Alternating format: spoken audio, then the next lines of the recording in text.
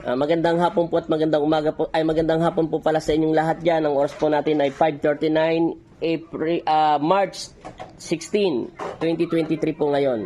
Ang oras po natin hapon ay 5:39 PM po.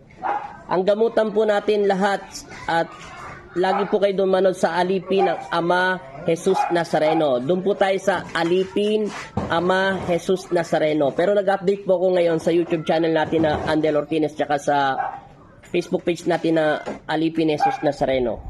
Ang gamutan po natin ay March 16, 17, 16 po ngayon, March 16 po ngayon. Bukas na lang po tayo magagamit Friday, March 17, tapos po 21 ng March 22, ng March 23, ng March 24, ng March 28, ng March 29, ng March 31 hanggang 31 ng March na po tayong gamutan.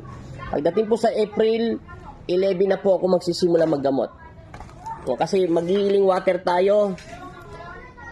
Hindi po tayo pwedeng humingi ng kagalingan puro pagpapatawad. Mag-announce po ako ng healing water natin ng March hanggang April. Tapos kasi pagkabuhay na po tayo mag-healing water para sa paggiling sa ating karamdaman sakit.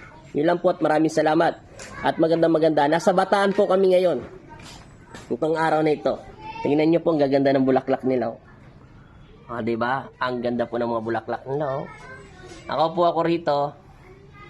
Maraming salamat po ha. March 17, 21, 22, 23, 24, 28, 29, 30, 31 po ang gamutan.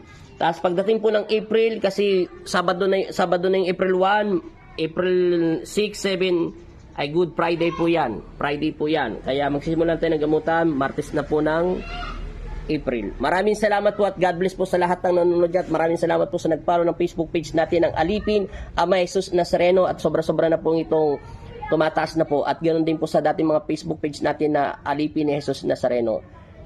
Lagi lang po kayo, kung may maligaw po kayo dyan, dito na po kayo pumunta sa Facebook page natin. Nandyan na po yung lahat po ng gusto magpagamot na po kayo ng March.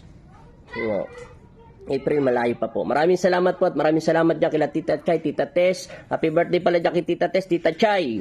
Happy birthday po sa inyong lahat dyan. Shoutout kay Ate Carmen Caballero Dards, kay Ate Norma Caballero, sa lahat po ng iba na hindi ko na shoutout po. Thank you so much at God bless all. Bye-bye po.